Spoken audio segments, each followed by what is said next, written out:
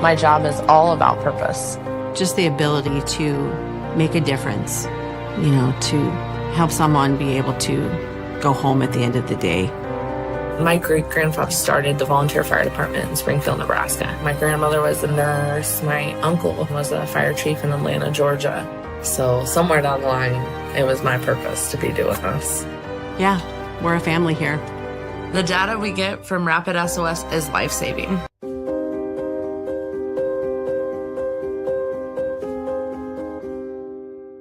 Have you ever met a 911 professional and asked, what's the worst call you've ever taken? Well, here's your answer.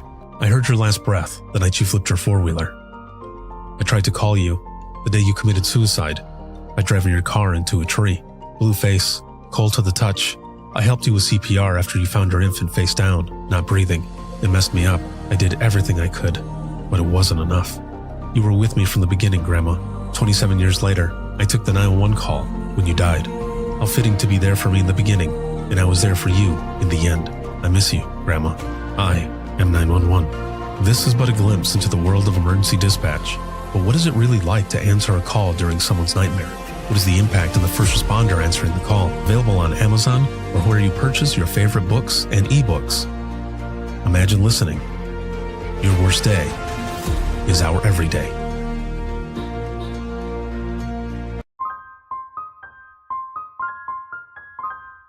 This is Jordan, and you're listening to the Code 7 Podcast Network.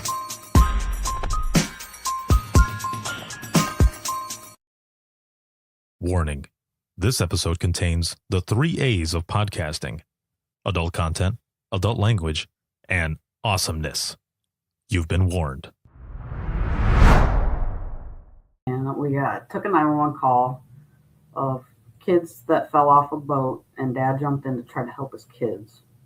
And Dad ended up drowning. Kids were saved, Dad drowned.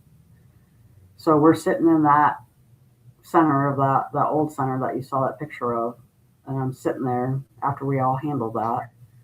And the officers, they were out-of-town people at their lake cottage. The officers brought the 3 boys in to sit in the lobby to wait for Mom from Illinois. So I'm sitting there and I watch these 3 boys, fatherless, who tried to save them from drowning and drown himself, come in the lobby and sit in there and wait for family to arrive. I still see it it's burned in my brain. You can't unsee that or unhear it. Like, hearing the call wasn't horrible because we really didn't have a concept of what was really happening, you know? So, but seeing those boys walk in that lobby without their dad, that hit something deep inside.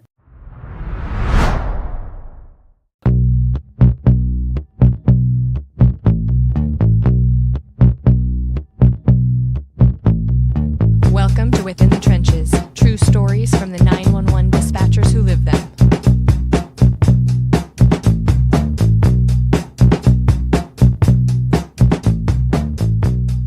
Hey, what's going on? This is Ricardo with the Code 7 Podcast Network, and this is Within the Trenches, true stories from the 911 dispatchers who live them. This episode is sponsored by Rapid SOS, Safer Together, the leading AI company in public safety. And I'll say this because I said this in a different episode, and I have another one tomorrow that I'm recording, but hopefully I'll have it changed by then because I got to snag it from them. But a big shout out to Rapid SOS as well for their reveal of their new logo that they came out with, and branding and everything else. Very cool stuff. Make sure to check it out.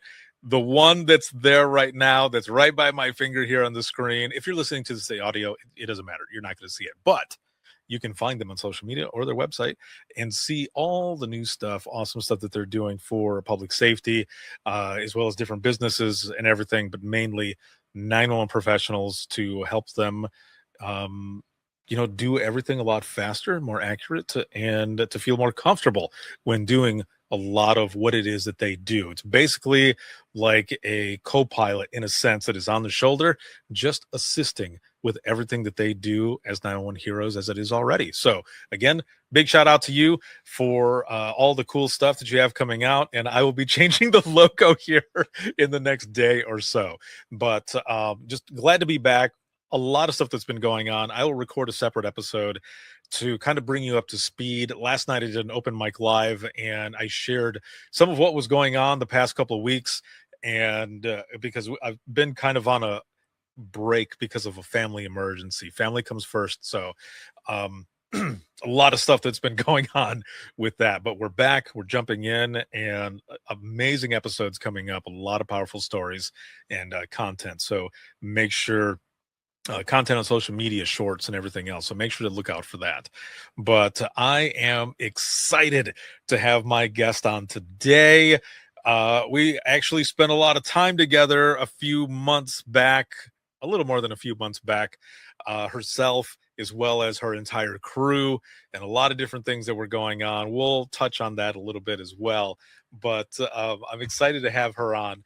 And my guest is Jen, and she is a dispatch coordinator with Cass County Sheriff's Department out of my home state, Michigan. Oh, We love Michigan. yeah, that's how we're starting it. So how are you? How are you doing? I am good on this day. Well, excellent. I'm glad. So I will ask you right off the bat, though, did you go to the National NINA conference? I did not.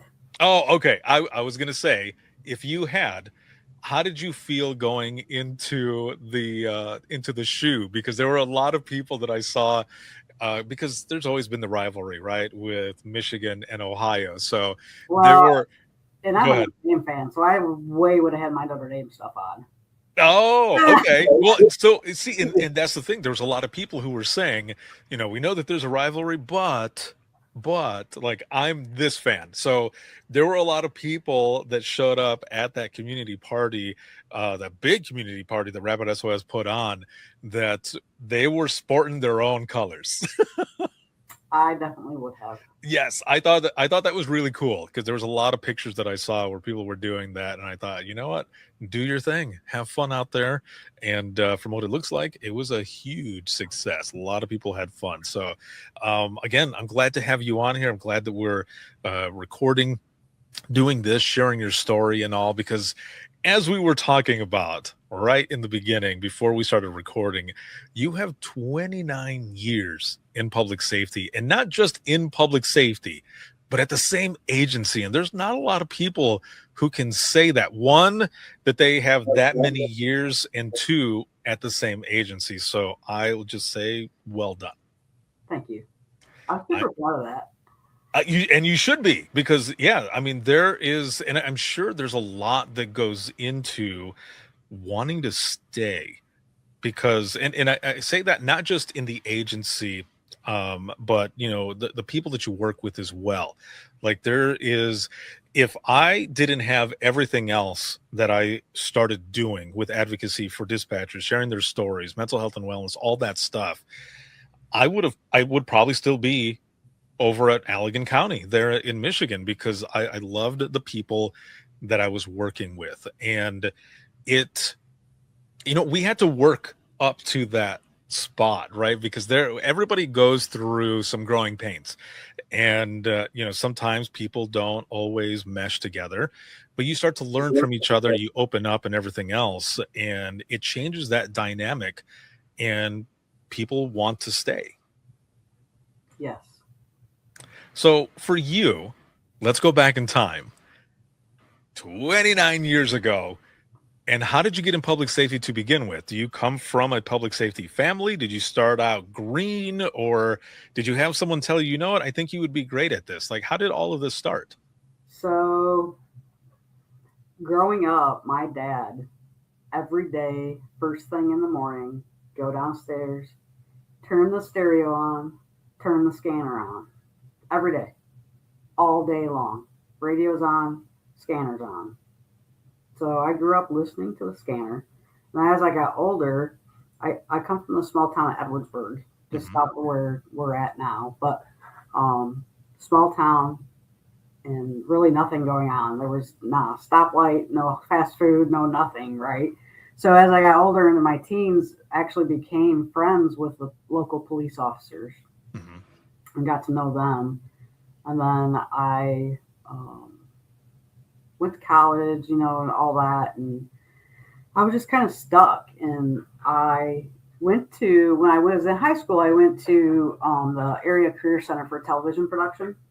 And I loved all the buttons and the lights and action and all that going on. So I always liked that. And then so one of my police officer friends asked me, what do you think about dispatch? And I was like, oh, because even when I moved out after high school and everything, after I left home, I still had a scanner and listened to the scanner every day, 24/7. Always had it on.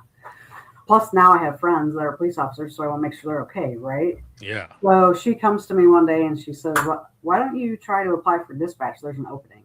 I was like, oh, that'd be cool. So I drove up to Cass, put my application in, never heard anything. She said, well, that happens. They hired somebody with experience, whatever. So it came up again.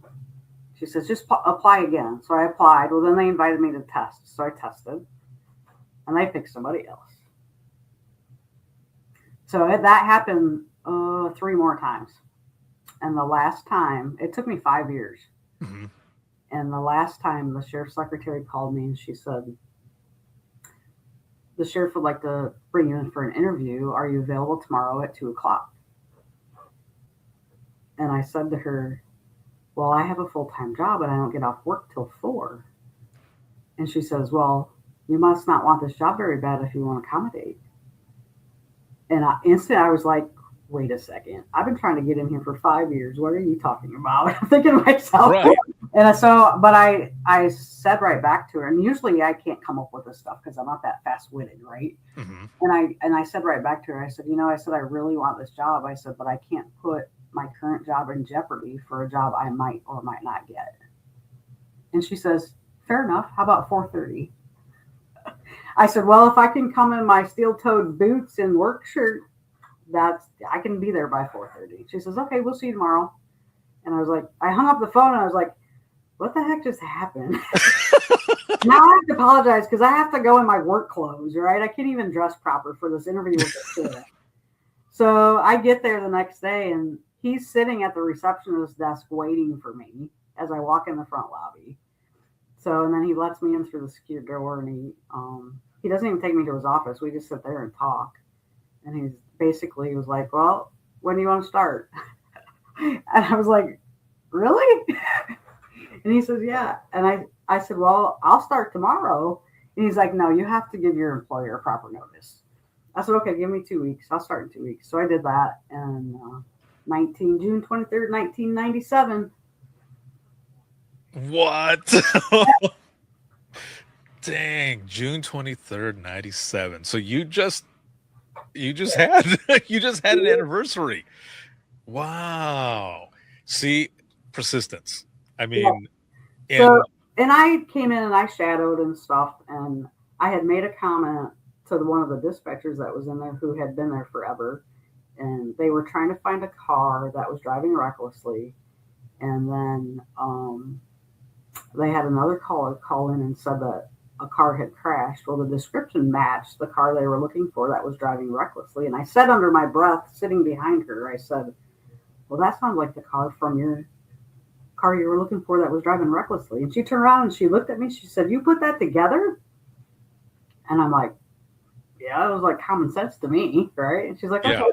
Well, then I found out later that she knew the sheriff very well, and she worked at the sheriff's office for a very long time. And apparently she wrote on a piece of paper, hire Jen, and walked outside to his office window and taped it to his window. Oh, man. So I had a little backing there from some of the employees. So that might have helped. I mean, yeah, no, that's pretty awesome, because then, they could go back to her and be like, so explain, is there an explanation? Or maybe they were just, that cool or whatever, because every center has like one person that one or two people that they really, like dial in with on a lot of different things. And that might've been that type of person where it's like, there's my seal of approval. Like, yes. Yeah. And they pretty much did what she said. So nice. Yeah. So you had that approval, You put that stuff together and you're off to the races. Absolutely. And then my friend, the police officer friend, she said to me, I'll never forget it. And I joke about it every once in a while when the timing's right, when you have the right moment. And she said to me, she said, I just want you to know that I still want to be friends if this doesn't work out. Well, that's good. That is really awesome. And holy crap, how to start out as well. Now, I will ask people to explain or describe, rather, when you're walking into the center, what it looks like. But I don't really have to ask because we've got a picture of what it looked like. Now, for those who are listening, rather, just listening, we'll talk through this as well. But just looking at this picture alone kind of reminds me of the single seat PD that I started out at, just the way some of it looks and such. So I want to throw this on the screen and so that we can talk through this here, because this is amazing. I haven't had a lot of people come on who've got pictures, and we're going to do a comparison as well, because I know what Gen Center looks like now, but before, here we are, and bam. Was this overwhelming at all when you walked in and you see all of this, or was it kind of how you imagined it? So I didn't know what to expect. I was 25 years old, and I just didn't know. You watch the TV shows and stuff, but I just didn't know. And when I walked in, it didn't even faze me. I was so geeked out about all the blinking lights and all the buttons that I just wanted to learn. That was my first feeling. Just teach me how to do this because I dig it. Yeah. Wow. I mean, so I can. There are certain images that people see where they can hear the image. Yes. And if what is it? So picture is 1,000 words. This picture here is 1,000 sounds for me, as well, like countless sounds. I mean, looking down at that dot matrix printer, all I hear is ring, ring, ring, ring. Because and I don't know how so for those who are watching and listening, there is a terminal that's called Lean in Michigan. Every state has a different name for it, but it's basically where we're running NCIC or for warrants, license checks, like all of these different things, entering, missing persons, all of that good stuff. And ours was it was color. It wasn't like a DOS based. It had just been changed, actually. But the problem with that one, especially summertime, when I was doing my training, I'm working that Lean terminal, and we've got a click it or ticket that's going on where people are getting pulled over like crazy, and you have someone who gets run through the system who's maybe a Mark Smith or James Smith, something that is a common name, and you've got 50 or 60 things that come up. The problem, though, with ours, at least, and that dot matrix printer, is that you could not run a second person until all of that had run out. And the amount of paper that you had to go through to read. I mean, the officers would come up on the radio and say, Central, do you have any information? I'm standing here with this person. And you're just like, I'm trying. So for you, I mean, does any of that resonate? Absolutely. 100%, especially with the Smiths or the Johnsons. But we could run people one after the other, but we had to separate it after it got done printing. You still had to wait for it to all print. Yeah. And then you'd have to try to figure out where the stop was, so you might as well just wait for it to get done printing and then run your next person. Right. Yeah. Jumbled up. Sometimes we would try to find a loophole on that, and we would turn the printer off because it would still print on the screen. But then if we had to print it out, we still had, like, if somebody got arrested or whatever, we would still have to print it out again. And then now you're behind even more. So it'd be like, there's no loophole. We just need to let it run. But so Our for thing those, automatically printed. We didn't stop it. We couldn't stop it. And we never saw anything on the screen. Ours just automatically printed every time. oh, all right, all right. So for everyone who's watching and listening, but especially watching, tell us what we're looking at right here. So this is the dispatch center, correct? Absolutely. And this is back in, I think this is 2003. Mm-hmm. 2 dispatch stations. And you have on the left, you see the keyboard about where your arrow is. You see, that's the keyboard for the dispatch station 1. And then just above that would be the old Plectron radio system right there. Man. And that looks like it has a newer monitor on it, which was our DOS CAD system, black and green. Holy moly. Yeah. Yeah. And then in the middle, at the very top, was our weather. That's where we monitored weather.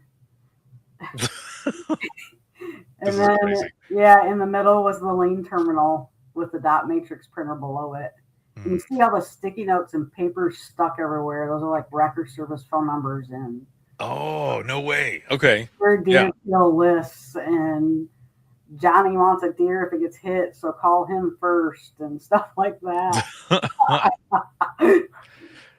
This is crazy.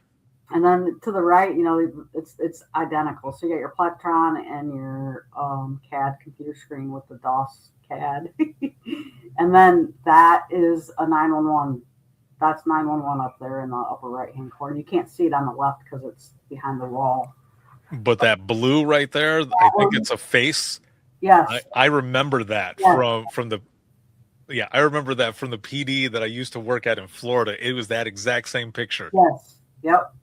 Yep. And then holy moly. The phone on that one too, all the way down. It looks like you've got your map over here with your ESNs, maybe. Probably. We had maps stashed everywhere. And then behind the seats, so you see the fan, behind the glass, was the sheriff's lobby. Oh, this is the lobby over here. Yeah. So anybody coming in, the public coming in. Interesting. It was funny, though, because the phone out in the lobby rang into the jail, so we didn't have to answer that phone. This is crazy. So especially for those who are watching right now, one of the things I mentioned just a moment ago is ESNs, your emergency services numbers. They would be on your county map, and or city, whatever it was that you were working, and but for us doing the county, we would have these different sections. There'd be different numbers, and for us, because it wasn't digital yet, we would open up the book really fast. We would have it there. And of course, the more you do it, the more you memorize it. So you know which number. So let's just say the emergency services number is 123. And it's a section where, just as an example for myself, Allegan Fire and Allegan EMS would go out to that. Or another one would be Wayland Fire and Wayland EMS. It was just to break up the map in different sections so that you knew what was within it, but also who was going to be responding there, and also who was backup if you needed it. So there are always all kinds of maps, and I remember some of those maps would be like, we need to print out some new ones because these are looking a little tired. Yeah. Oh, what memories in this little room there. Yes. And it's funny, I just realized that the paper hanging next to the blind is the blueprint of the new dispatch center, the one that we're in now. Oh, no way. They're like giving us something to be excited for by hanging up the blueprint. Yeah, I just realized that. That's what that is. So if this picture is from 2003, then, and you had the blueprint out there, when did you move into the new one? 2004. Oh, okay. So it was just a year later. Yep. Oh, man. So whenever I have moved from a place, I will always stand there and just like remember different things that have happened wherever it was that I was at. Did you have any of those moments where you're just kind of standing in that room thinking, man, so many calls have been taken here, so many things have happened, or were you just like, later? If you think about it, I only had like 6 or 7 years on the job, and I was like, peace out. It was hot in the summer and it was cold in the winter. And Oh, what they can't see is if you're looking at this picture and say you're standing there taking the picture, what's behind you is the jail control center. So you have jailers in and out all the time, and it was super loud and super annoying and oof. cramped and hot and cold, and it just was crazy. Yeah. And if you look where that blueprint is, there's another little computer screen there. Mm-hmm. Our fax machine was back there, and there was a chair there where a third person could log into Lean if somebody needed help. Oh, no way. Still print to the dot matrix printer, so it didn't matter. Oh, geez. So you had some sort of a backup spot, but that is pretty funny. That looks like a compact monitor. Yeah, and then the filing cabinet behind the chairs, that's where all our warrants and everything were. Jeez. Yeah. Yeah. And the cursor right now is on a The phone book. Yellow Pages phone book. This is amazing. Okay, so this is what it looked like back in 2003, and then what it looks like now in 2026. Let me put this up here really quick on the screen, those who are watching and listening, because it's a hell of a difference from then to now. And bam, there it is. Wow. So we've even done an update since you guys were there last fall. We just went through a monitor upgrade and went to all gaming curved monitors. Nice. Yeah. That looks glorious. I like that. And that big monitor up on the top there that says Verizon, it's not blue. We got it replaced. For those who are watching and listening, when I was there back in I think it was last September when I was out there, when we were out there doing stuff, that there was a monitor there just as big, but it was blue. And I remember asking you and Anthony, I was like, what happened with the monitor? And you guys were like, it's just old.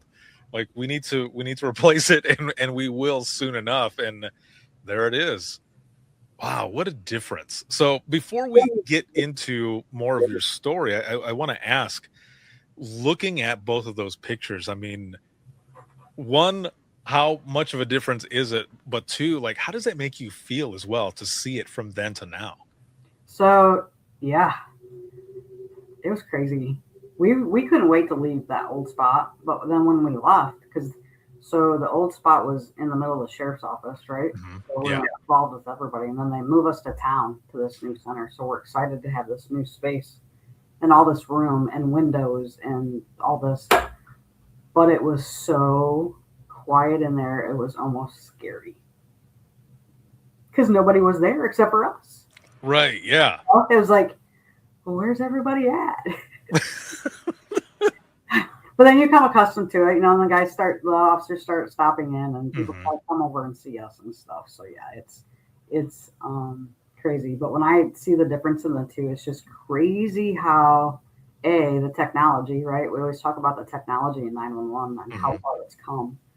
And in 2003, in that picture, looking at it now, you can tell that dispatch was not a priority. Right? Yeah. And then you look at our center now, and it is, at least to the right people. Right. So. It definitely is. There's a lot that obviously has happened in those 29 years that have brought this profession into a spot where, people realize how important this profession is. And everything that we do, that we're not just answering the phone. And I mean, even in that picture from 2003, the amount of stuff that you're doing, right? That people have no idea.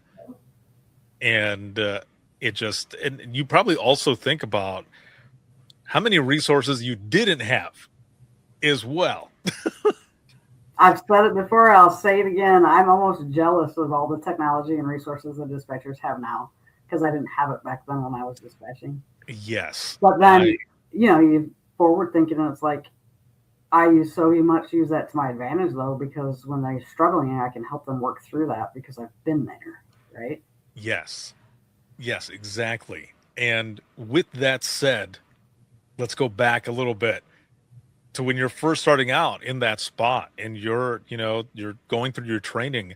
How long did the training last? Training. What do you Oh, mean? you're like, what was it? What do you mean training? For real. So I worked, I don't know, 3 or 4 days on the day shift with the same dispatcher that put the sign on the sheriff's window. We're sitting there. 911 rings. And she looks at me. She says, "You're up. Answer it." Really? She goes, "Don't let it ring through. Pick it up." She didn't tell me what I was supposed to say. So I answer it, and I go off the TV show. So I'm like, 911, what's your emergency? Because I didn't know what to say. Right. It was a hang up butt dial. So Oh, not butt dial because we didn't have butt dials back then, but it was a hang up. And that was a landline. So we could tell. And so she showed me what to look at, the address and all that. And she said, "Well, call them back, see what's going on." Okay. Because I'm like, what the hell's happening? Why am I doing this? I don't know what to do. right. But we did it, got through it, and it was fine. But I realize now that she was getting the scary part over with, and that's answering your first call, right? Right. So Yeah, I know the feeling. The same type of thing where, you're watching your trainer and they turn and they're like, "All right, it's your turn." And I remember feeling the same way. I'd been in there for 25 minutes and my trainer Harry is like, "All right, you got the next one." And I observed him take one. And then it's my turn and I'm freaking out. And mine was the same thing, but mine was 2001, so I had a butt dial. Mine was a butt dial, probably from like a brick Nokia phone or a Nextel, walkie-talkie phone or something. And the lady was just so, "I'm so sorry." And back of my head, I'm like, "No, yeah, you're good," because thank you. I was freaking out. Oh man, but it's sometimes it's different now, right? But you get thrown into it and you just start going, sometimes riffing, going on instinct and stuff. And I think that too is, at least back then, how a lot of people just really knew that you were gonna make it, you were gonna be fine. By one of my trainers had the type of mentality of, "I'm gonna throw you in the water, you're gonna take in some water, but I'm not gonna let you drown." They were there. Now, I'm sure there's probably some trainers who are like, "We're just going to see how you do." But she was of the mindset that I'm still here. But I'm not going to let you drown, and you're going to make it. And I appreciated that. That's how we train here too, because you have to get them through that. You have to get those new dispatchers through that fear. I lived it. It wasn't fun when I lived it, but after I lived it and after I got through it, I absolutely loved it. I still love it.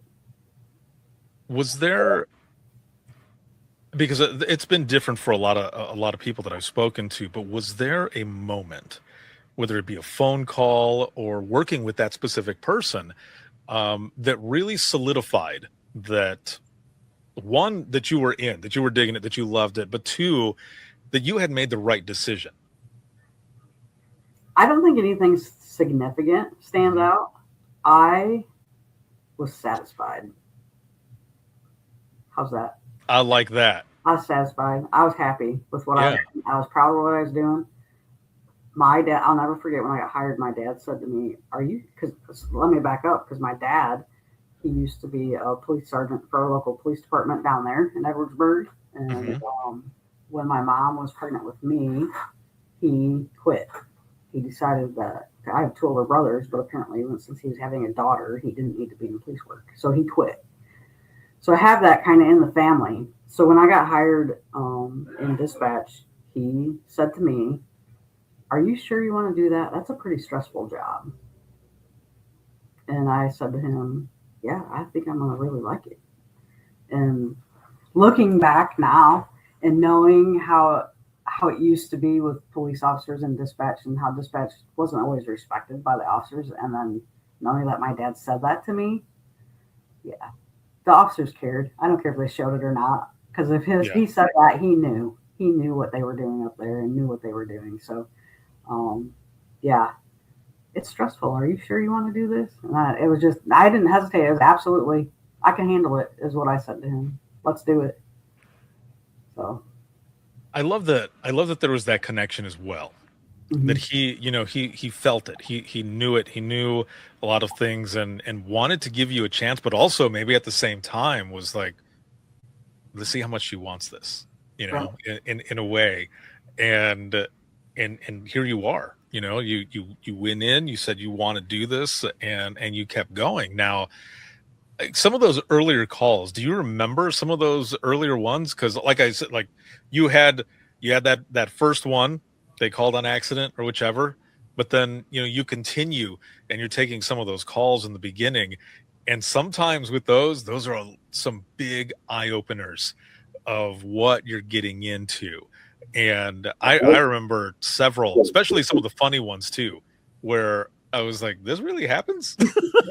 Do you remember any of those earlier calls when you were first started out?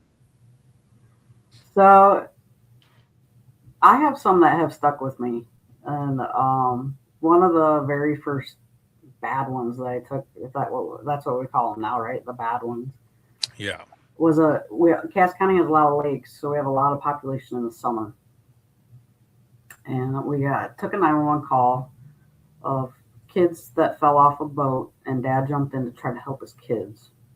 And Dad ended up drowning. Kids were saved, Dad drowned. So we're sitting in that center of that old center that you saw that picture of, and I'm sitting there after we all handled that, and the officers, they were out of town people at their lake cottage. The officers brought the 3 boys in to sit in the lobby to wait for Mom from Illinois. So I'm sitting there and I watch these 3 boys, fatherless, who tried to save them from drowning and drown himself, come in the lobby and sit in there and wait for family to arrive. I still see it it's burned in my brain. You can't unsee that or unhear it. Like, hearing the call wasn't horrible because we really didn't have a concept of what was really happening, so, but seeing those boys walk in that lobby without their dad, that hit something deep inside. I think that's one of the things as well, especially why these conversations are so important, is because a lot of people don't understand, there are different versions that people would take from this story, in the sense that, you hear the first part, or maybe you tell the first part, but people don't know, like, there was more to that. Or maybe even like an officer who comes in who's like, oh, well, what else happened with the call? And then you mention that part, and then it makes it even more deep, because a lot of times we don't get closure. And even though what happened, now you're seeing more of what is going on, and you see the children that are there. And we're the ones that are on the phone, right? We don't always see these folks. We don't always meet the people that we help or that we speak to. And I say this as well because of one of the first hard calls that I had, where, just in comparison of this, like, a family member is sitting in the lobby, and I end up going over to ask, is there anyone that you want me to call? And they ask for family. But in this sense, I mean, you've got the children that are there. And I honestly, I can't imagine being there and still working, knowing what happened, and then seeing the children there. Like, that's a tough position to be in. And then, if someone asks you, like, go ask them if they need anything else, or if they want some water or something, that adds a little more to it, because that hits even deeper, because now you're talking with them and you're trying to help them in any way possible. Was there any debriefing or anything? Or, I mean, it's early on, so there wasn't a lot of resources. There wasn't a lot of peer support or anything like that. I mean, There was zero. So, yeah. back in that day, it was the suck it up, move it on time. Mm. So we talk about it amongst ourselves and move on.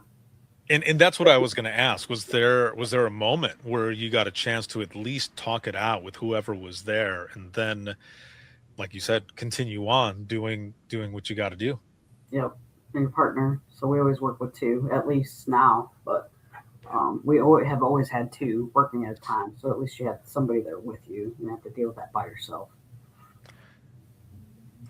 That's always good to have someone there as well. Coming from someone who started out working in a single seat PD, and sometimes things going to hell. I remember one time, one of my officers, she had come in just to take a break for a moment to use the bathroom because she was close to the PD, and she had come in to talk to me to see how things have been going. I was like, there's just here, I'm just helping everyone as much as possible. And call comes in, and it's her brother, who was also an officer, who was just in an accident with a vehicle that T-boned his. Now, he wasn't on duty or anything, but he was so out of it that and just throwing directions, throwing locations, cross streets and everything at us, that he didn't even realize that it was me on the phone. And I remember looking at her, and I had said his name, and her face just dropped, and she yanked the phone from me, and she's like yelling at him, saying who she was, and he was still oblivious, had no idea it was us. But it's those moments that you have that they're those ones that you stick with, or they stick with you, and you learn from it. But those stories also end up becoming parts of you that you're able to share with either the folks that are there with you at the time or years later. So I have to ask then, for that, did you end up moving up to be like a trainer or anything? I mean, obviously you're the director now, right? But did you end up becoming a trainer and everything? And that experience, had you shared that with anybody else coming in to just say, like, I dealt with something similar and this is how I worked through it, or anything like that? So I did end up being a trainer. I love training people. I loved it. I love to see the light bulb come on, when they finally get it. They cross that fence, because everybody hits a wall at some point, right? Yeah. You get over it and cross that fence, and then it's like, oh my gosh, they got it. Yes, it's that moment, right? You get all giddy. Yeah. So I have a few stories that I share with them just to try to prepare them and maybe give them confidence in me, so that they would trust me, because I want to earn their trust too, so they believe me when I'm trying to explain things to them and show them how to do things. So I think that's super important, to share your stories to the new people so they understand that you do actually know what you're talking about. Sometimes it works, sometimes it doesn't. Right. Yeah. Yeah, no, exactly. And so how important do you feel it is to be able to connect that way, especially with those new folks that are coming in? Because you've been there before, how it is. And the fact that you love training, that tells me that, especially this person who put that sticky note on the window and everything, that they were, I would say, just hearing you talk about it and everything, and that person, that was an inspiration to become a trainer as well, because you get something from someone where you want to continue to pass on that type of legacy, because you want those folks to feel kind of what you felt as well, that made you feel comfortable and love what you do. Yeah, for sure. When we interview for dispatchers, we always ask them at the end if they have any questions for us, right? And when they say to me, tell me why you like what you do so much, I have to hold back. Otherwise the sheriff kicks me under the table, because I will get on my soapbox and tell them how much I love my job and why it's so important and what we do. Right. And I said, and I love the whole behind the scenes thing. I don't need to be publicly praised. I don't need to be put on trophy wall or whatever. I love the behind the scenes and kind of, I like being the unknown, but I want to be appreciated. You know what I mean? Yes. I don't need to be put out there in the spotlight, but appreciation is nice. And we get that here. So we're super happy about that. What would you say is a moment that you can remember out of all of these years that you've been in public safety, for you specifically, not just your crew, but for yourself, or maybe something that happened while you were working with your crew and stuff, but something that has been rewarding in this profession for you, or something that you're proud of? Knowing that we make a difference, or I make a difference every day. That's kind of the generic answer, but it's true, right? I actually saved a police officer's life one time, so that I am super proud of that. Obviously, it's one of those things that you hope never happens, but you hope when it does happen that you get the right outcome and that you know what to do, right? Yeah. And it actually happened while I was training somebody, so they got to see it firsthand on how that all went down. It almost scared her away, but she came back. So, well, yeah, because probably the person's like, "How am I going to live up? Like, how do I do this?" right? Yeah. Right. And it was. I mean, and it was all about making the. I'm not about bragging, but it was all about making the right choices and right decisions. And I did that night, and it did so. It saved the officer's life. So.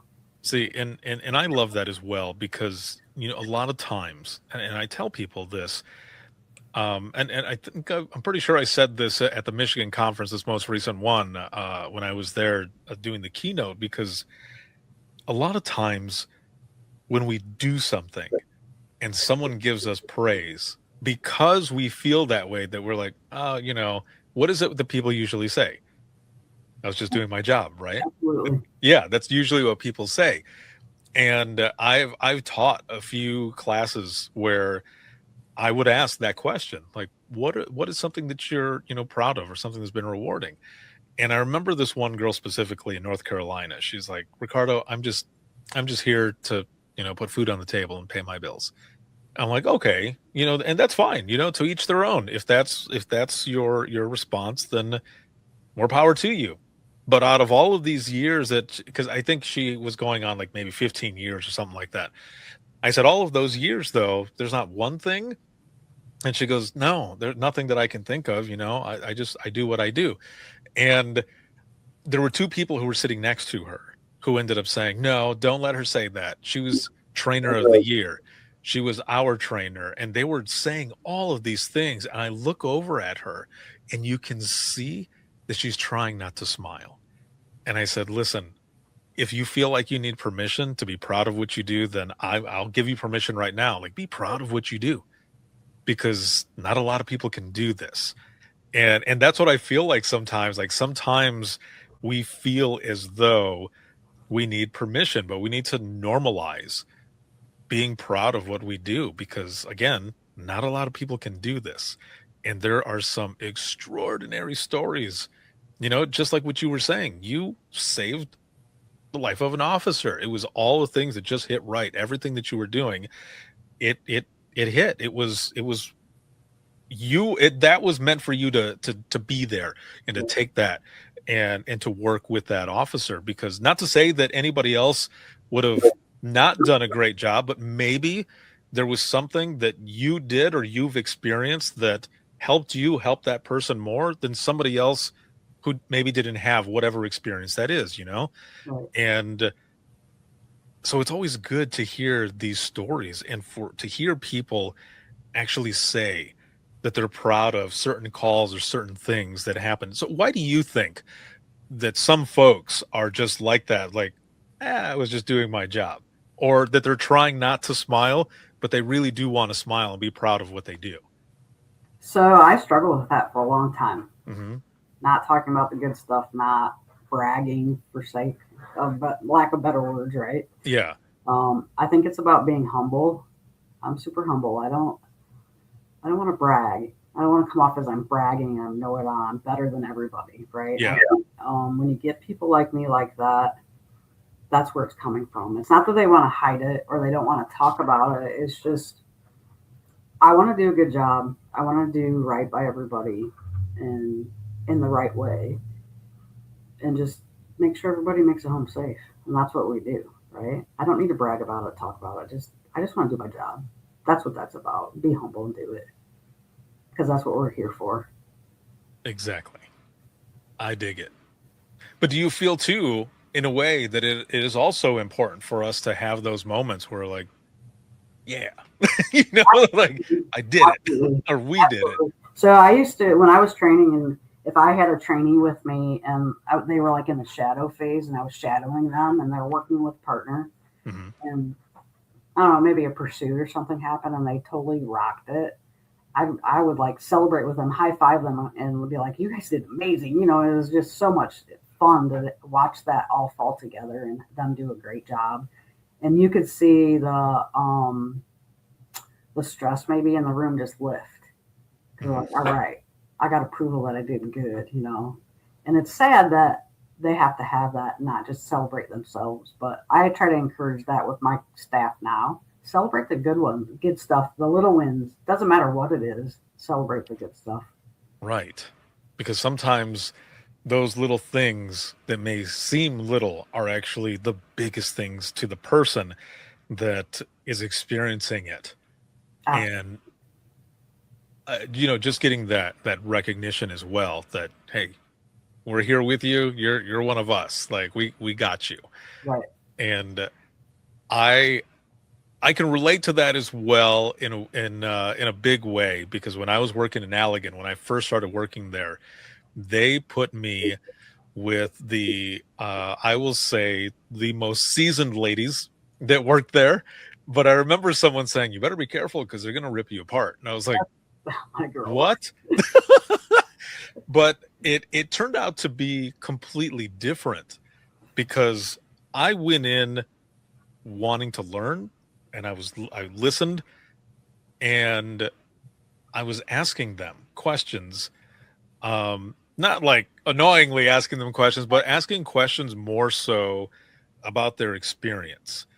And I think that also, because they were the most seasoned folks that were there, that also gave them that sense of worth because of everything that they've experienced. And they actually offered it up afterwards to just like show me the ropes. And it was, I'm getting goosebumps right now talking about it, but it was probably one of the best times, was learning from all of them because of their combined experience. And I remember when I switched teams after that, people were like, how'd it go? And I was like, that was amazing. They're like, really? I was like, no, it was. I did have one person jokingly tell me that if I was still taking extra notes while on a non-emergency line, they were going to pat me on my hand with a ruler. But because apparently that happened to them like years ago by their trainer, but it never happened. But it was just one of the things that they would tell me, like, this is how we learned a little bit to not write anything. It was all typing because you had to be fast. And I was like, all right, I like my hands. Don't hit me. How important do you think it is for centers to kind of hone in and dial in on those more seasoned folks, but also when they're transitioning out? And the reason I ask about that part as well is because there are a lot of folks who, when they leave, sometimes people don't know who they are. And the reason I say that too is because I've had a couple of friends who have told me, you know, when I transitioned out of dispatch, whether it be to a different center or a different position rather, or on the private side of 911, or leaving just 911 completely, retiring out, they had to learn how to feel again. Others have said, I didn't know kind of my identity, but I had all of this experience and I wanted to put it somewhere. Like, what are your thoughts on that? So I've been reading about that because I'm planning on exiting in the next year. So been trying to prepare myself for that. Yeah. We just had one retire, and I've worked with him for a very long time. We lose our feelings because we get so numb to it. We have to, in the moment, take what's going on, deal with it, move on, get the next call. I think it's important as leaders. I think it's important to keep checking in with your people, no matter how many years they have. I'll check in with my dispatcher that has 20 years, and I'll check in with my dispatcher that has 1 year equally, right? Because they're equally important. They're doing the same job. It doesn't matter how long they've been doing it. Yeah. So it's the one that just retired actually called us last Friday and talked to everybody that was working. So it'll be different because then you're cut off, right? Everything goes away. All the noise is gone. Yeah. So used to the noise, my phone ringing all the time, checking my email all the time, checking my text messages all the time because somebody might need me at work.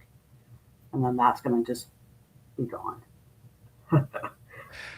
Yeah. And the other reason I asked too is because of what you just mentioned right there with the silence. I've had a few friends who have reached out within just this year who have just sent messages saying, how do you get used to the silence? How do you get used to not hearing the noise anymore? And we had a few conversations because this is a topic that a lot of people are talking about. How do you figure that piece out? And I mean, I went through it as well. That first week that I was done, I mean, the first day that I wasn't in dispatch anymore, I was sitting at my computer and I remember grabbing a scrap piece of paper and a pen.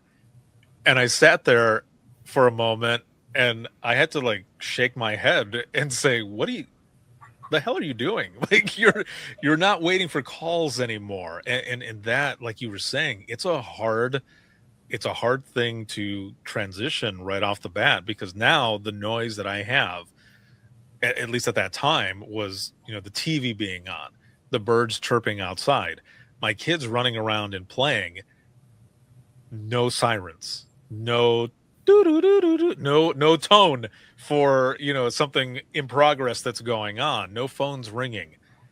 And I just kind of sat there like, what do I do?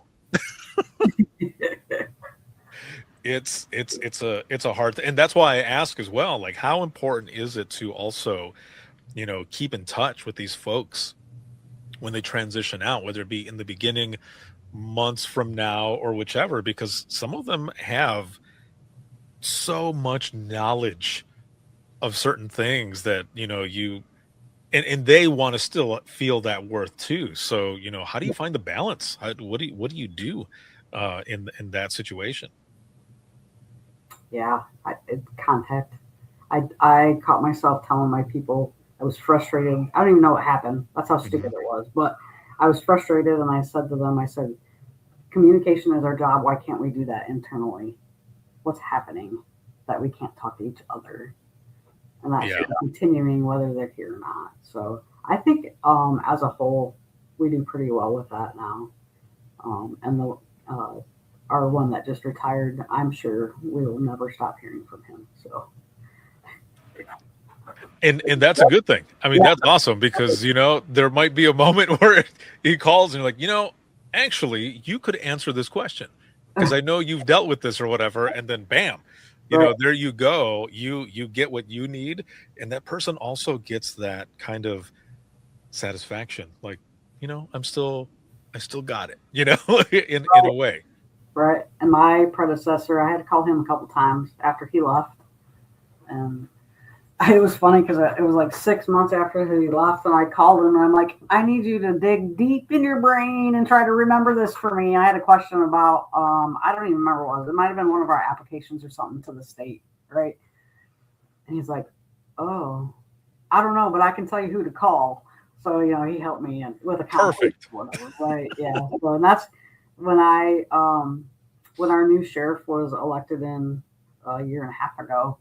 He did one-on-ones with everybody, and we were doing our one-on-one, and I I looked at him and I said, I'm going to give you the longest notice anybody will ever give you. I'm giving you 3 years and I'm leaving. And he's like, you can't leave. You can't do it. And I said, that'll make it 30 years and that's long enough. That's true. I know when I'm ready and that'll be long enough. I think that's something that's important for listeners as well, is to know when enough is enough. Yes. To be aware, because sometimes people aren't fully aware of what it is. In the same sense, I tell people, make sure to listen to your body, because I have had a lot of hard lessons. So that's why I say, learn from me. Listen to your body, because otherwise, one day, your body is going to make you listen. Absolutely. And then you're going to be the one like clawing to get back to wherever it was you were at the time. And I think the same goes for, like you're saying, you know that you're ready, that it's coming up, that it's time. And that's a good thing. And I think that's the other thing too, that we need to normalize, because, even though, there's short staffing everywhere and everything else, when you're aware of your situation and what's going on inside you, and you feel like maybe it's time for you to step away or do something different or whatever, a lot of times, some people, they, early on, if they've only had a few years or whichever, they end up coming back because they don't get the same satisfaction from other places. But on the other hand, there are folks who they are aware of themselves, how they feel, and know that it's time. It's time to move on, and it's okay to move on. That's the thing, that it's okay. Because I will say, when I was getting ready to leave to the private side of 911, it took me a couple weeks, because I was already, almost immediately when the job got offered to me, was, I'm betraying my family.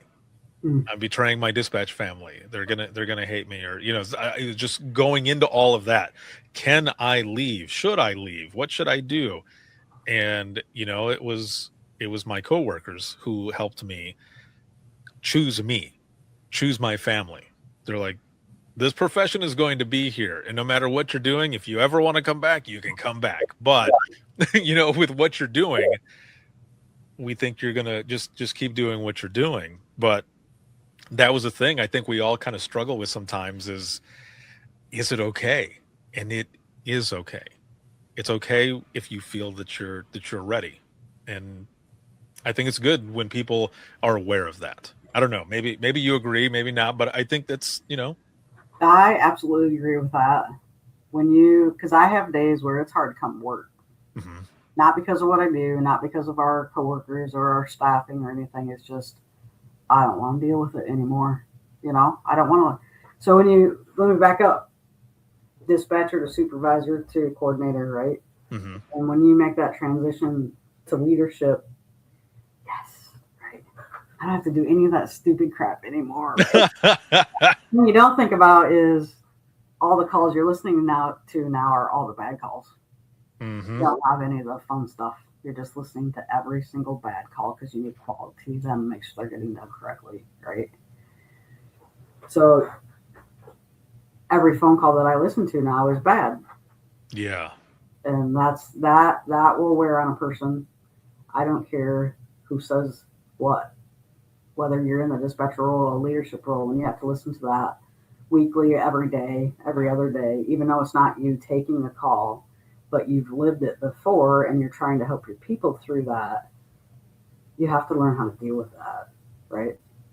Not my emergency, but it's my people dealing with the emergency. So how do I help them through that? Right. I have to listen to it. So I think the comment I made to you last week was the helpers need to check on the helpers. Yep. Right. Exactly. Or the checkers need to check on the checkers. Yeah. Something like that. Yeah, something like that. Yeah. Yeah. We talk about mental health so much in 911, and I might be bad for saying this. Some people might not like it, but I'm going to say it anyway. Do we talk about it too much? Do we talk about mental health too much in 911? Like, are we pushing people into mental health badly? Hmm. And as a leader, I feel like I check in with my employees monthly, know where they're at, know what they're doing, know what their family like. But we're small, so I have that advantage. Yeah. And if I ask them about mental health every day, isn't that going to drive them nuts? Right. Exactly. I almost feel like we're talking about mental health maybe too much, Mhm. but it's never enough because we need to talk about it. So how do you find that happy medium? Right. Yeah. No, I fully agree. I think, so for me personally, that's why a lot of other videos that I post are just like questions, questions that generate conversation. And it's not specifically about mental health and wellness. It can migrate to that in the conversation, but some of those are just questions um, to really jog the memory, but also for us to learn from each other. And I think that's where you can find the balance where we're talking about mental health, but also talking about the other things at the same time that can lead to that, but doesn't make it the main focus. You know what I mean? Where you're getting a variety of different topics so that we're not just shoving it down people's throats Right. of like, because people know that, we need to do this and do this and do this. But then you'll get to a point where it's like, well, like you said, are we talking too much about it? Are we putting it in a way that people are thinking about it so much that now they're worrying about the mental health of the mental health, or the wellness of the mental health, or however, there's a lot of different pieces there. But I agree with you. If we can find a balance where we're talking about a variety of things, and maybe it's not mental health and wellness as a whole, but breaking it up into different pieces that relate to it, that um, makes it so that we're still kind of focusing, just not dialed in Right. fully on that piece. It's more so the different dots that connect all of what is that one main subject. Yeah. And there's ways to talk about it. Mm-hmm. If I was to talk, there's a couple of my dispatchers, if I was to straight up ask them, how's your mental health? They would look at me like I was crazy and they start cussing at me like, quit talking to me like that. That's not how we talk, right? Yeah. So it's, how are you doing? How's family? How's your dog? How's your dad? Stuff like that. That's how I Right. talk mental health with them, because then I can just get the story instead of just saying, how's your mental health? That's just so commercial, I think. Right. Yeah. Yeah. It's not personal. Get personal with your people. Right. Yeah. No, exactly. I mean, it's, for lack of a better way, for a different example or whatever, it's like when you see a lot of these bullshit comments or even posts, in a sense, on social media, it's like, why does everything look the same? Like, everything seems to look the same. Why not personalize it? And that's what I mean. It's not having the same cookie cutter thing to say. Right. It's personalizing it in a way where you can reach every individual, especially like you're saying in your center. You're asking people specifically about how they're feeling. It's not a blanket. You're doing it personally, because also for that person, I mean, they're going to know, they're going to feel like, oh, this is like an email.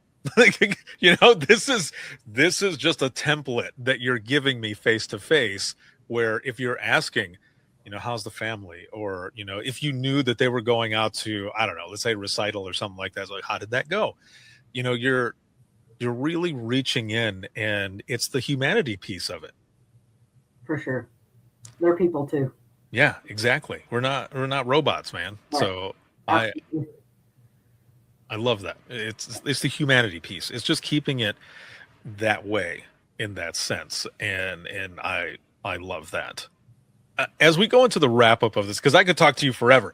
We've been talking over an hour now, and it has been so much fun. It doesn't even feel like it's been that long.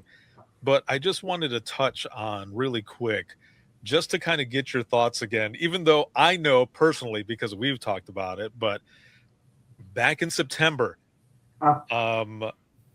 Rapid SOS was out at your center with your folks, and they filmed a short documentary type film on a call that happened out there. And I got to be out there to do some recording of myself, some filming that I did on my own for not just in partnership with them, but through the podcast to kind of show some behind the scenes of stuff that was going on as well. Ultimately, it was named 13 Seconds.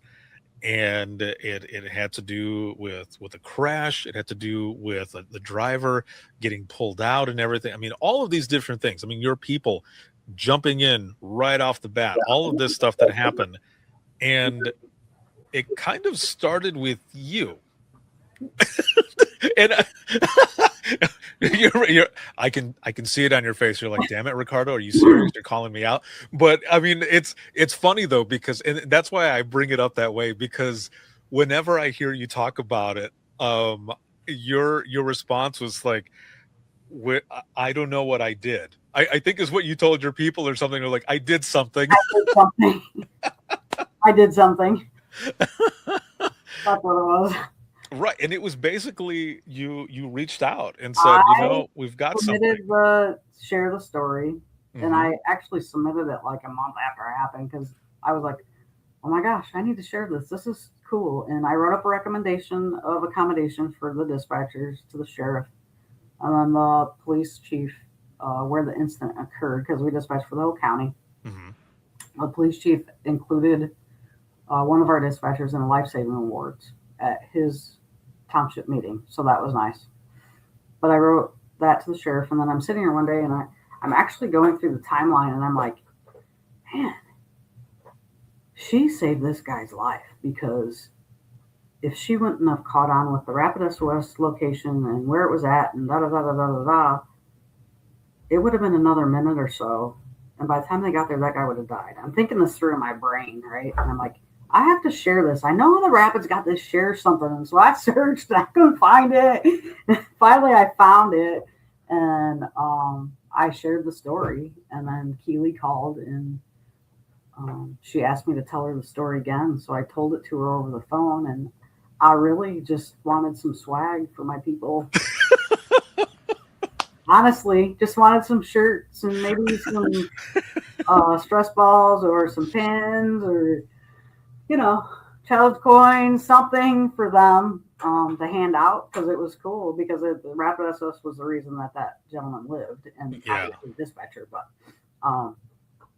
and it turned into this documentary that they made, and I'm super proud of them for that. I just think it's great that it happened. I told when Keely called me and said, how do you feel about this? And told me what their plan was and what they'd like to do and blah, blah, blah. And I'm like, oh, I'm going to have to get the sheriff's approval. Anyway, she's like, yeah, absolutely. Let me know when you talk to him. I'm like, okay. So first, the two dispatchers that were involved in that call were here. So I walked out there and I said, nothing was happening. So I said to them, I said, I kind of did something. And they both looked at me like, what? Because, they're fairly new. They were a year, 2 years in. Yeah. And I'm confessing that I did something to them, right? What's your boss confessing to these people, right? They look at me and they're like, well, okay, what'd you do? And I'm like, well, that call where you guys saved that guy's life on May Street? And they're like, well, yeah. I was like, well, I contacted Rapid SOS and I kind of wanted to get you some swag, like some shirts and stuff. They're like, oh, cool. Yeah, we'd like a shirt. I'm like, well, I kind of want to do this. How do you feel about that? And they're like, at first, Janie, she says, absolutely not. And I looked at her like, oh, no. And Nate's like, well, I'll think about it. Like, what's wrong with you guys? I'm like, super excited for them, because this is like cool. They get to tell their story and show what they do, right? Yeah. So I let them think about it for about 20 minutes. And then I talked to them and I said, look, this is what it's about. I said, I know you guys are humble and that's why you don't want to do it. I said, it's not about you, even though it is, if that makes sense. I said, it's about 911 and what we do. I said, this is your opportunity to show the world what we're doing. And we get to do it here from Cass County because they want to do this. And they're like, well, since you put it that way, yeah, I guess we'll do it. It sounds like fun. Yeah. So then I called sheriff, and like he answered, which I was shocked. And he answered, and I said, I did something. And he's like, oh, what'd you do? So I went through the whole spiel with him. And he's like, what about legal trouble? I'm like, no, we don't have to worry about that. They got the bases covered. He's like, are you sure? Because he didn't know who Rabbit SOS was, because he just kind of lets us do our thing. And Yeah. he like, I'll call if I need help, right? He says, okay. He says, just make sure the only people that are involved that want to be involved. I'm like, okay, so I'm good to move forward with this documentary thing. He's like, yeah, go ahead. Just keep me in the loop. Like, okay, cool, thanks. So then it turned into this whole reunion lunch and then the documentary. And yeah, it was a cool thing to experience. And that's why I told the sheriff, I said, Nate and Janie are never going to be able to experience anything like this again, probably in their whole career. Yeah. Why not let this happen? And he's like, absolutely, you're right. Let's do it. So it was one of the coolest things, even on my end, to experience, just being there with all of you, hearing the story, seeing the reunion, hearing the gentleman tell both of them, that he thanks them for helping save his life. I mean, when Janie walked up to him, and I have it on film, he says, were you the one? Were you the one who heard me? yep. And just that, as I'm standing there, like I had to cover my mouth because I was like, I was like, holy crap, man. Like those reunions don't always happen. And this was definitely something special. And I'm just glad that everything came out good, that, they wanted to participate as well, everybody. And just the way it happened, it was a cool few days that we were there. And I had some recordings and a few other things that I was doing. And I remember I was getting messages from Keely on the filming and everything that was going on. And she was sending me pictures like, holy crap, like they're going all out. And so as soon as I was done, I hauled ass to where everybody was. And as soon as I got out of the car, I got my phone out and I started filming. I started doing all this other stuff. And I remember someone asked, her like, where are you going? And I said, I'm with them. And they're like, oh, okay. And I kept going. And I walked up right as the wrap photo was happening. But, I was there in your center when they were doing all the filming and everything. And I just thought, man, what a cool thing to not just experience, but also, that all of you and your story, your crew, just for everyone to experience and know that you're not just answering the phone, that there is so much more to it. And that is just part of your center's story and identity now. Like that is awesome. And again, congratulations just on everything. It was really cool. It was really cool. And it was a great experience for me too. It was to see them experience that was a super proud moment for me as a leader, to be able to get them to be able to do that and allow them to do that, for lack of better terms, allow. Mm-hmm. And like I told the sheriff, we'll probably never have this opportunity ever again in my career. We have to let this happen. Have to do this. And I think even if he said no, I probably would have said yes and still try to talk him into it regardless. Or sometimes, what do they say? Sometimes it's worth the write-up. Right. Yeah. Worth the write-up. Better to, just go ahead and apologize, do it and apologize later. Yeah. It was a great experience though. And the friendships that I made, got a great friend in Keely now. Talk to her probably once a week, maybe once every other week. I didn't talk to her last week because she was on vacation, so I left her. Oh, that's right. Yeah. But yeah, that is awesome. It was a good time. Great experience. Even though I ditched them during the final stuff because I love right there towards the end. That a little bit, but it's all good. It all worked out. Oh yes, yeah, no, it was excellent. And for anyone who's watching and listening right now, if you want to check that out, you can go to Rapid SOS, their YouTube channel, or rapidsos.com, and you'll find it in there as well. I think it's still under rapidsos.com/13 seconds. Either way, you'll find it on the website. Everything is on there, and it's really awesome. So make sure to check it out. I have one last question for you as we wrap this episode up. And again, it has been amazing to have you on and learn more about you, hear your story. And what I'm going to ask you is, it's not to change anything, because there's a lot of things that we experience and go through that lead us to the person that we are today, whether it be hard lessons, light lessons, whatever it may be, things that we've gone through that lead us to our mindset, the way we live, the way we do things now. But if you could go back in time 29 years to talk to yourself at the beginning of your dispatch career, what would you tell yourself? Don't be so hard on myself. I was super hard on myself. Mm-hmm. And then it's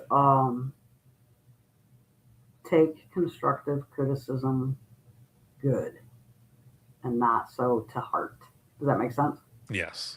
So it was almost like people would try to give me constructive criticism. I would take it because I always wanted to get better, right? Mm-hmm. I would take that criticism, but I would almost get my feelings hurt over it because I always wanted to do a good job. And then when somebody's criticizing me, maybe I screwed up. Yeah. No. I'm just trying to make you better, right? Accept that and move on. I love that. Thank you very much for being on, for what you do in this profession, and congratulations as well in this next year that is coming up with that 30 going out, and just with everything that you've done, leaving this type of amazing legacy. Thank you for everything. Well, thank you for everything. I appreciate you. It's been an experience, my friend. It has been an experience. Good time. I forgot to add to that. Just one more thing. Mm-hmm. Back in the day, I was at that conference when you had your first write your memory down on a piece of paper and turn it in. I was in that session, and I remember writing my story down and handing it in and thinking, what is this guy doing? This is weird, but I'm going to do it because I think it's cool.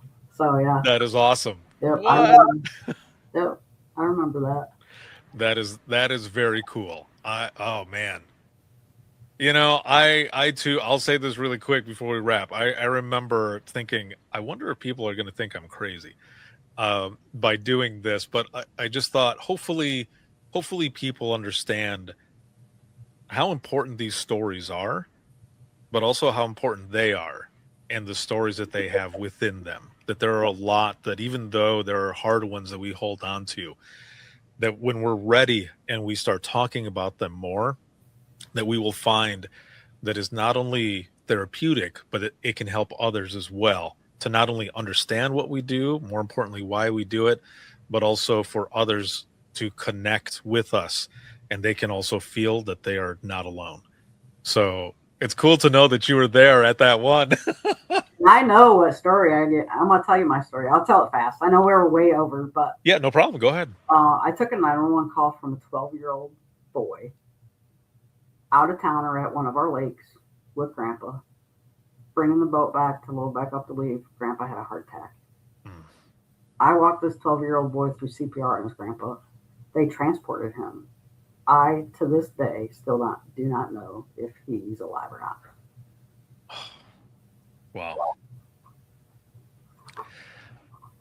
You know, and for one, thank you right off the bat. Thank you for sharing that. And, you know, those are some of those hard ones, not just the fact that, you know, not even thinking about the fact that we don't get that closure, especially all these years later, not even knowing.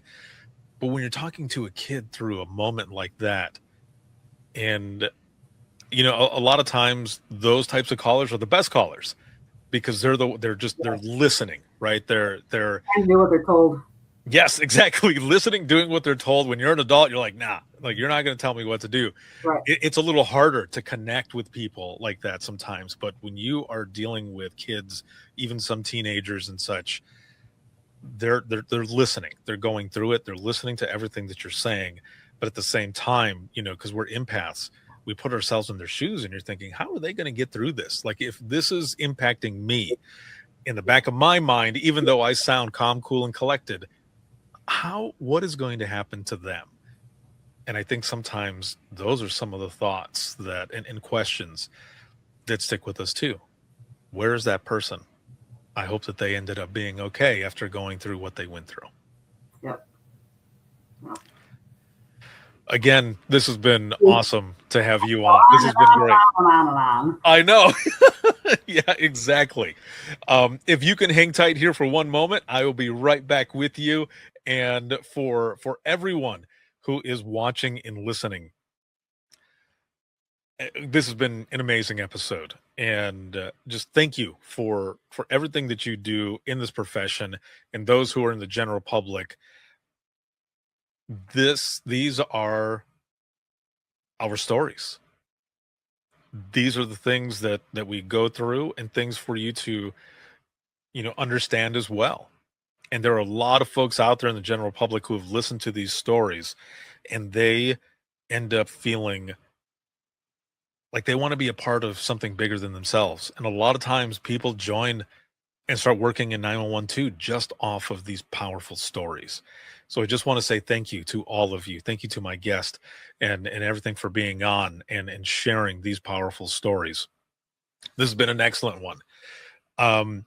If you have any comments, questions, you ever want to be a guest on the show, whether you are new, seasoned, or retired, I would love to share your story. You can simply go to links, and that's links with 2eyes.co/IM911, and you'll find all of my information on there. Social media, where to follow, where to hear the latest episodes of Within the Trenches podcast, as well as Imagine Listening podcast.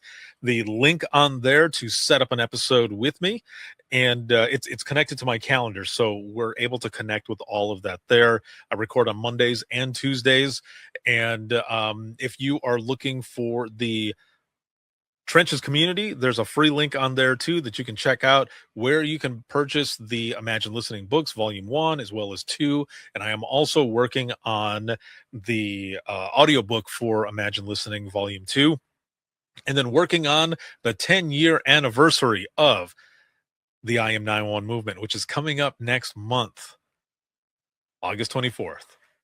And a lot of stuff that's going to be going on, but still from now till then, sharing stories behind the scenes, all of these different things that are going on. So make sure to look out for that, as well as podcast or dispatch merch. You can find that all again on links with 2eyes.co/IM911. Big shout out to our sponsor and partner, Rapid SOS, Safer Together, the leading public safety company with AI. And you can see this on Facebook, YouTube, as well as X and LinkedIn Live. And then you can see different clips, whether it be for the podcast or for IM911 stories. That's on Facebook Reels, Instagram Reels, as well as TikTok. And then you can listen 24/7 on Apple Podcasts, iHeartRadio, Spotify, your favorite podcasting app, and withinthetrenches.net. Have a good one, everyone, and we will see you all in the next one.